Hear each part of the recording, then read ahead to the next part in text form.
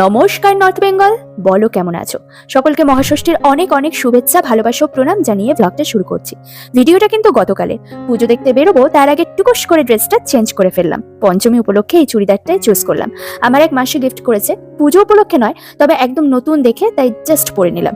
দুপুরে দোকানে যাওয়ার আগে হাজবেন্ড মহাশয় বলে গিয়েছিলেন সে আসার আগে ঝটপট রেডি হয়ে নিতে, কারণ ছেলেরা জানে মেয়েদের রেডি হতে কত টাইম লাগে। তাই ঝটপট সেজেগুজে মোটামুটি মেকআপের মব দিয়ে উদ্ধার করে রেডি হয়ে নিলাম। ড্রেসটার সাথে আরেকটু ছোট ইয়ারিংও ক্যারি করা যেত, বাট আমার এটাই পরতে ইচ্ছে করলো। ব্যাস ঝটপট ইয়ারিং আর একটা ছোট টিপ পরে নিলাম। বিয়ের 1 বছর নাকি চুল খোলা রেখে বেরোতে নেই, তাই ঝট করে ব্যান্ড দিয়ে দিলাম চুলগুলোকে কষে বেঁধে। এবার আমি পুরো রেডি। কেমন লাগছে জানাতে কিন্তু ভুলো না। এদিকে হাজবেন্ড মহাশয় দোকান থেকে এসে রেডি হয়ে গেছেন। ছেলেদের এই একটা সহজ ব্যাপার, ফ্রেশ ঠ্রেশ হয়ে জামা কাপড় পরে নিলেই ডান। মানে এরা মেকআপের মর্ম আর বুঝলো না। তো ফাইনালি আমরা রেডি, এবার আমাদের বেরোনোর পালা। দক্ষিণবঙ্গের মেয়ে এই প্রথম উত্তরবঙ্গের পুজো দেখতে চলেছি। বিয়ের পর প্রথম পুজো বলে কথা, এক্সাইটমেন্ট যেমন ডাবল ছিল, তেমনি প্রতিবার ফ্যামিলির সাথে কাটানো পুজোর মুহূর্তগুলোকেও ভীষণ পরিমাণে মিস করছিলাম।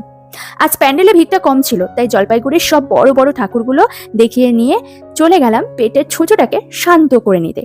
ফুল ভিডিও চ্যানেলে বা লিংক কমেন্টে আছে, প্লিজ চেক আউট করে নিও। এরপর খেয়ে দিয়ে রাস্তা টুনি লাইটে ভরা আলোকসজ্জা দেখতে দেখতে চলে এলাম বাড়ি। ভিডিওটা কেমন লাগলো অবশ্যই জানিও। টাটা।